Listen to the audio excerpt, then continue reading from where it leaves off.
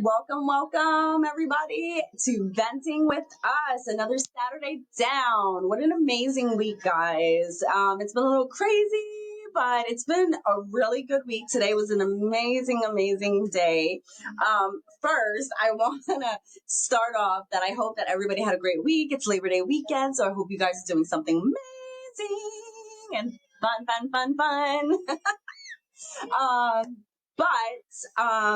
Here's the thing. So we all know that I'm on social media. I'm on YouTube and yada. I've already discussed this. So wait, I have to tell you guys a little funny because I went on my Instagram, right? And we all know how much I'm not a fan of Instagram. And I'm going to tell you why.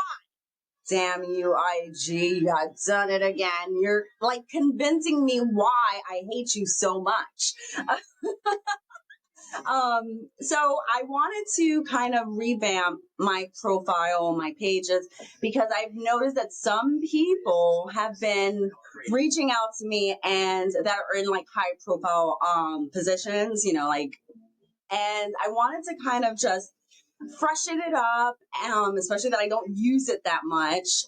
And so I literally was like, okay, well, let me post some of my videos, some of the ones that I think are really funny. So I put it on my story and I posted them on my reels on Instagram.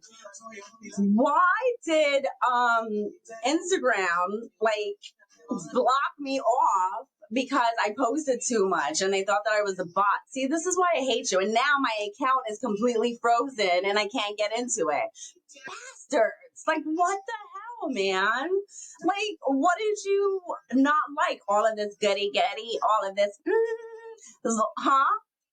Bastards, filthy and dirty, can't even trust your own underwear. Whatever. I also was on Nurse Dad's podcast, which it was an amazing show. He is such a great person. Definitely subscribe to his podcast. He is out there on YouTube. So it's Nurse Dad podcast on YouTube. I'll post up the link so that way you guys can watch the episode. We definitely and if he does watch this episode, stay away from your laptop. This is why I told you don't use your laptop camera. But we live and we learn. It's okay. He's such a great person. He has a lot of great topics. Which kind of brought me down into, you guys know I love documentaries. I have been binge watching all of these documentaries. Here we go, tongue twisted. That's all right. I got my water. Don't worry. My girl Selena always checks in on me, and she's like, I love her. So I was definitely wanting to do the documentaries this week, and I have actually two to recap. So if you guys want to watch these are two phenomenal ones. The first one that I'm going to start off with is Stalking Samantha. This was the craziest documentary, and if you guys want to watch this one's actually on Hulu. So if you have Hulu, you can watch that one. But this was about a girl who this guy was very obsessed with her, and he stalked her for over 13 years. 13 years. And she did exactly what we all do when we meet people, even though they kind of weird or they're a little bit creepy, we still try to make it work for them and trying to be, nice and optimistic. So I was, I can relate to that, because I always try and give people a chance until they get extra weird. And then I'm like, blah, blah, blah, blah. So they had started out in this church setting. So it wasn't even anything crazy, but a lot of people were turned off by this guy. His name was Christopher. But she didn't want to be one of those people. So she was like, okay, well, let me try and be friends with him. So she would invite him places, but then it started becoming weird. she ended up moving away and started going to another school, and he all of a sudden popped up in that area, and she kind of did what, again, like what we all do, and she was like, oh, it's a close college, everybody has gone to this college, yada yada yada, it's not weird, okay, whatever, we're going to the same college. Then it became where, she would be someplace, he would show up. And it was weird for her because she was like, how does he know like where I'm at all the time? But the places that she was going to were kind of local areas. So it would make sense that he would show up at these places. So she would kind of just still brush it off as if nothing had happened. It's a restaurant, it's a popular restaurant. I'm not going to, dig too deep into it. So she would brush it off. Then what actually alerted her was she was in a completely different town, and he all of a sudden popped up, and she was like, wait a minute, that does not make sense. Like, in this town, like, why would you be here out of all places? It just doesn't make sense. So then she started putting two and two together, where she was like, okay, something's really off with this guy. So she was always trying to avoid him. And then what got even more weird about this was that she loved to play soccer, and she was very into sports. She really liked kayaking and doing all of these, fitness stuff. And he would he would show up. He joined the soccer team. And at one point he was very aggressive with her, and because she was ignoring him, and this actually does happen with stalkers. When you don't give them that attention, they start to be a little bit more aggressive. They start to kind of, do the I'm that narcissistic kind of row, I'm better than you are kind of feel to it. And she saw it every time she would play soccer with him. He would be very aggressive. He would hit her harder than normal. Meanwhile, the other players couldn't make sense. Like, he was purposely trying to like take the ball from her or do this and push her. So at some point she decided, you know what, this is not even worth it for me. I'm going to quit the team. So she quit the team. And then she again went somewhere else, and he showed up there, and her girlfriend were like, you know what, let's go to this restaurant and let's just go have a drink. So she was like, okay, now this is a town where it's very, very low key. She had explained in the documentary. And she's like, this is a town that not many people go to, but my girlfriend lives here. So they went to go have a drink, and all of a sudden Christopher shows up. And she was like, wait a minute, this is like creepy. So her girlfriend was like, you know what? I don't like this. This is really, really weird. Let's leave. And she was like, I don't want to give him that much power. If I give him that much power, then he's going to control my whole entire life, and I can't live like that. And she was like, her friend was like, oh my God, but this is ridiculous. Like, how is he finding me like this? So her girlfriend was real smart. She was like, you have to have a tracker on your car or something. There's something, some way, somehow he is tracking you. She's like, they decided to finish up their drinks. They stood, they leave. Okay. And the girlfriend, the way her house was set up, or her apartment, they could go up on top of the roof, and they, jokingly, they were like, this would be a perfect spot just to see if Christopher shows up and whatever. And as soon as they said this, who pops up? Christopher. So her girlfriend ran all the way downstairs and confronted him. And she was like, Christopher, what are you doing? Like, what are you doing here? And he was like, and he couldn't explain himself. She's like, you're stalking Samantha. Leave her alone. He's like, I'm not stalking her. She's like, why are you here? This is my apartment. This is my area. Why are you here?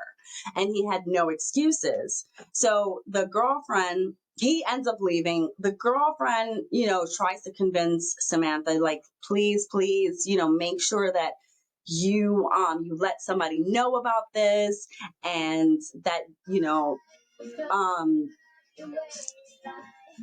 what if something happens in the middle of the night? Do you have protection? She was trying to get her to buy a gun, but she was like, no. So they gave her, she had like a knife that was underneath her bed, God forbid something was to happen.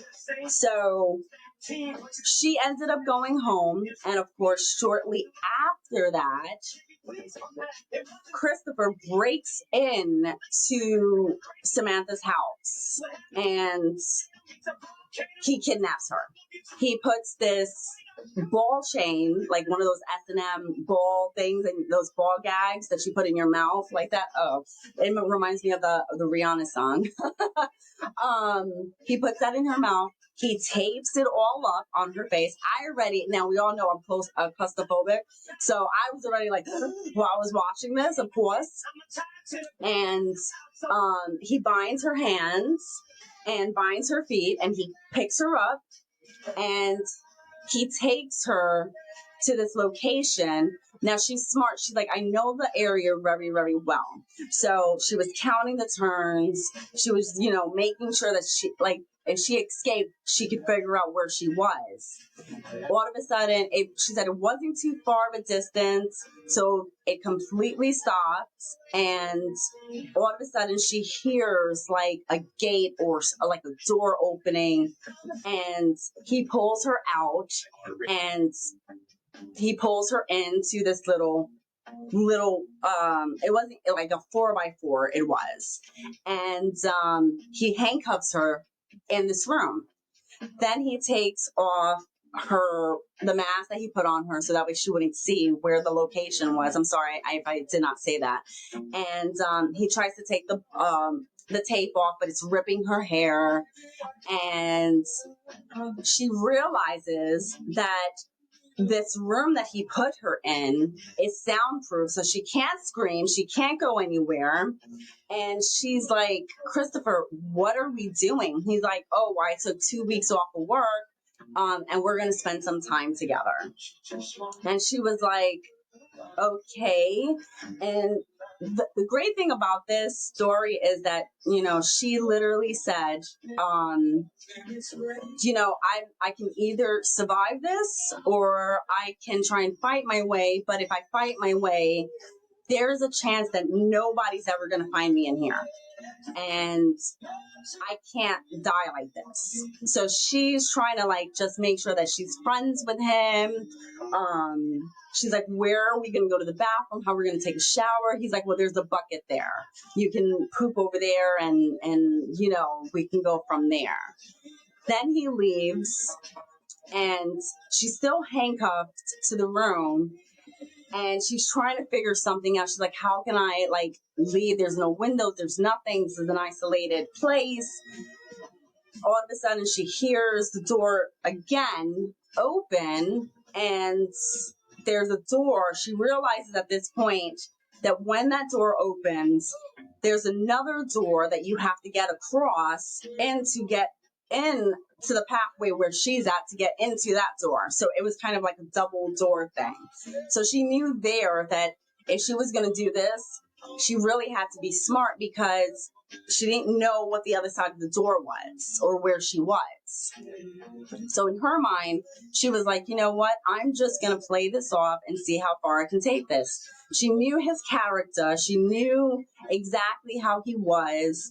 So loyalty for him was everything. So at one point they're having this conversation, and of course, then he's like, all I want is, I want to have sex with you. So, of course, now he rapes her at this point.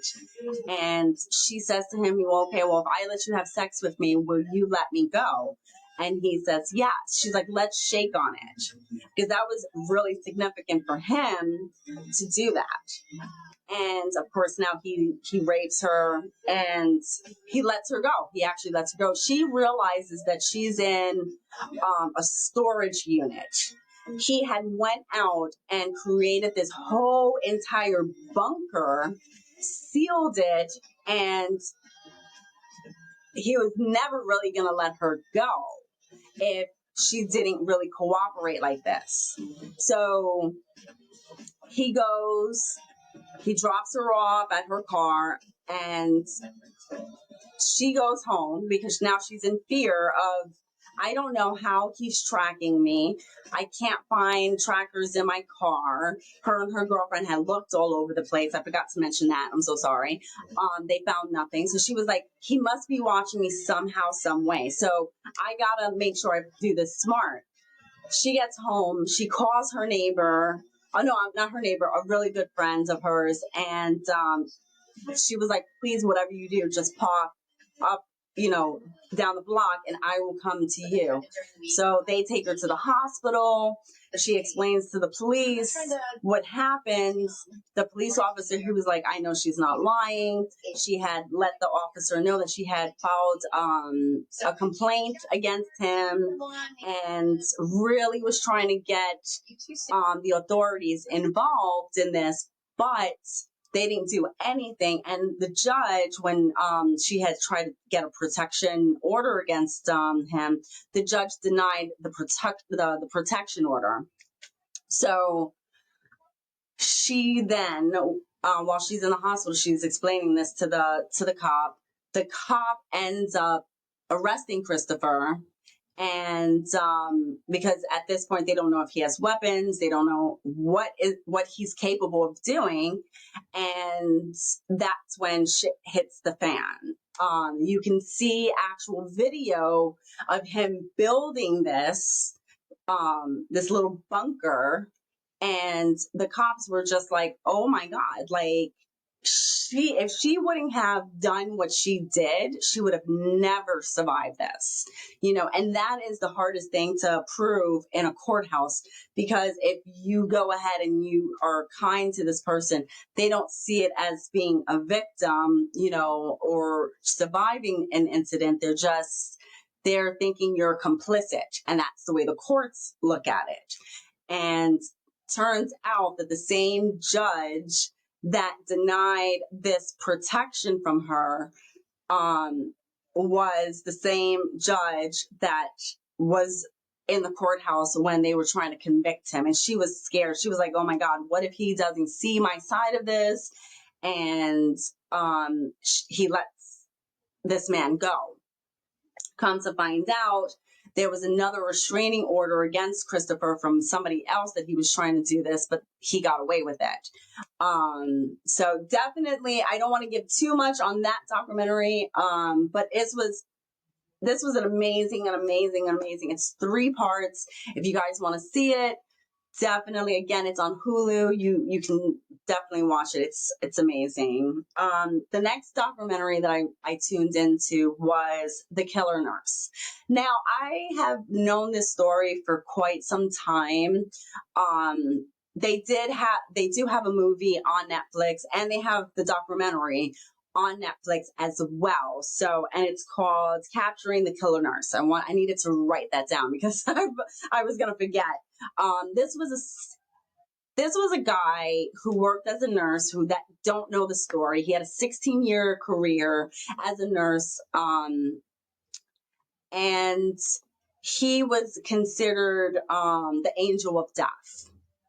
He would go ahead, work in all of these hospitals, and he was murdering people.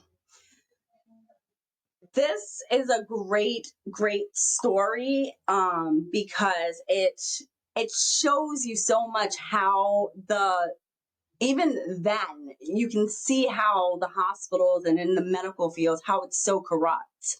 I did watch the movie first, I always love to do that when they come out with a movie. I like to watch the movies first before I watch the documentary, because I like to go back then and watch the documentaries to compare notes of what is different in the movie. And there was so many things that were not the same in the movie versus the true story.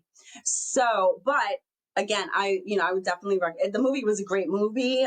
Definitely would recommend it, but the documentary tells more of the truth of it. But anyways, so basically what happens in this movie is that you see how, what was his name? Charles Cullen, that's his name. Charles Cullen, he speaks about taking care of his mom, and his mother passes away. He at one point gets married, has children, they divorce. But he always wanted to do something that was kind. He felt that he can do something good in the world. He starts working in the ER, in the emergency room, and that's where his demon side comes out, and he sees all these people suffering. In his mind, he thinks that they're suffering, and he starts injecting those saline bags with different types of poison medication. So if somebody, for example, there's a couple of patients where he gave them different medications for like insulin, they were allergic to it. So it would be like a slow death. You wouldn't be able to notice it until a couple of hours later. What he was doing, and this is where the movie and the documentary gets a little crazy, because in the movie, the nurse that actually goes undercover to expose him, she is going through all of the saline bags, and then she stumbles upon one that it had a hole because he had injected the medication. He was using a lot of dioxin. I think that's the way you say it. I know how to spell it. And what that does is that it slows down the heart. And eventually what happens is that when it slows down the heart and you're putting in other medication, and then it's speeding up the heart, and then it leads to a stroke, and people have died from this. So, but a lot of people loved him. Like, he was on pamphlets and everything. Like, it was crazy. So after there were so many blue codes in a hospital, the hospitals would let him go, but they would give him good recommendations instead of, obviously it's against the law to give a bad recommendation, but or they would just be like, oh no, he left to another hospital. They would give some story so that way they wouldn't get sued. One hospital in particular, there was a nurse there where she went to the higher boards and told them, look, this man is killing patients. He's taking medication out of the Pixel. The Pixel is that machine that you get all the medications from. You actually have to put a code in, but what he would do is put the code in, and then he would cancel out the medication. So it looked like he was trying to take medication, but it got canceled, and then he wouldn't, but he was actually taking the medication. So, and you'll see that in the movie. And those that are nurses and doctors and whatnot, you guys will understand that part of it, what I'm talking about when I say the Pixel. It's infamous throughout all of the hospitals. This is a machine that records every single thing. So they were like, oh no, he's a great employee. This is not, enough. The nurse did her work, and she tried to build this case, and she realized there was over 40 patients within a month that had passed away that coded. And she was showing them, like, look, this is not normal to have over 40 patients. And they dismissed it. They dismissed it because they were trying to get a loan, because they were building a new part of their facility. And if they had any type of lawsuits, or if they had anything negative against them, they could lose that, and then they couldn't build their hospitals, which, again, this happens all the time. The hospitals are great at covering up what you don't want to know. And they do this even today, it's crazy. So he went to another hospital. He went to the Summit Hospital out there in Pennsylvania. And that's where he ends up getting caught because of this other nurse. She realizes, she's like, these are all my patients. And right when they were about to get discharged, all of a sudden they would lapse and they would die. And she couldn't figure it out. She was like, it can't be Charlie. It can't be him. The problem with her story was the fact that, she had a heart condition and she was trying to, she had a child. She was trying to get those insurance benefits, and they knew what was happening. And she was really afraid of, having some type of consequences. She was also on a heart transplant list. So she didn't want to affect this, which this happens again on a day-to-day basis, because you don't want to get in trouble and you don't want to have consequences, behind that. But sometimes, it was her daughter who was 11 years old that convinced her. She's like, if this man is hurting people, we can't allow this, Mom. And that encouraged her and inspired her to keep moving. Now, in the documentary and in the movie, they did use different characters. They used a priest. I'm sorry, they used this woman who had a baby and had a neck injury for this case to be solved.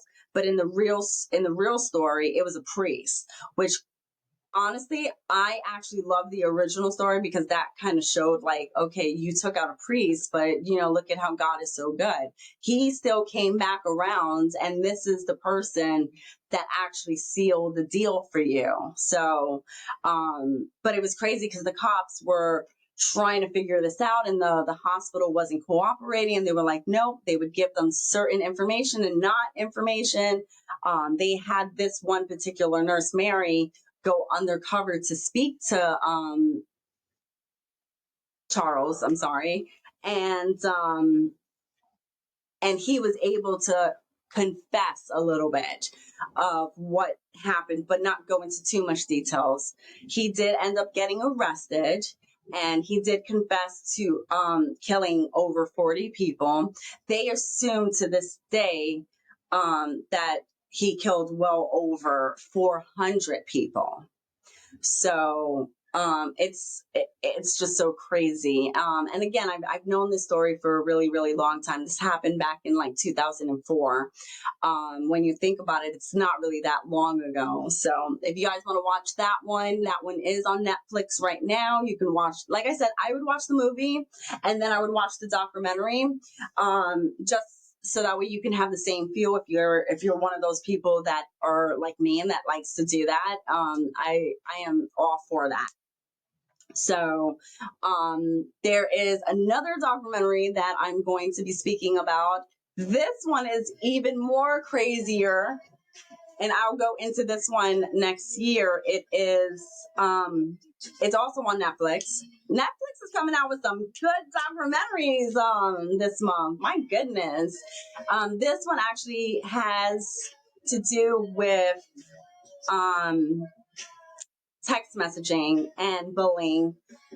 This story is bananas, because this poor girl for over a year was being bullied, and from this random person, receiving all of these text messages, and just trying to ruin this person's life. And when you come to find out who the person actually was, and you can see like all the real footage and everything in this documentary. When I tell you, I finished the rest of this at this morning, and I was flabbergasted. I could not believe who the person was, but I don't want to give too much away, so I'm going to speak about that next week. We'll wrap that up there, and then there's another documentary that I'm actually covering, so I'll give you two more next week. This one has to do with the twin I'm always gonna be like, blah, blah, blah, it's like marbles in my mouth. I'll get it. The twin, I still can't say it. All right, we're gonna get it. We're gonna get it. But I will let you guys know on that one. I still haven't seen it yet, so maybe that's why I'm having a tongue-tied situation over here. But I hope you guys have a great Labor Day weekend, 3-day weekend. Well, every day for me is like a holiday, so I can't even complain. I'm so blessed. Knock on wood. By the way, a little bit of catch up because I did tell you I was going to fill you in. So I am doing physical therapy, as you guys have seen my video on TikTok. A girl can always make something negative into something positive. So having a whole spa day there. But I hope you guys have a great weekend. I hope you guys do something fun. Get out there. It's still beautiful. We're getting into fall, which I hate. Everybody knows I hate fall. Winter. This is not my weather at all. We're also going to talk about the 2 documentaries, and I have some exciting news for you guys. So can't wait for you to tune in next week. Love you guys. Stay blessed. Stay safe out there. Okay.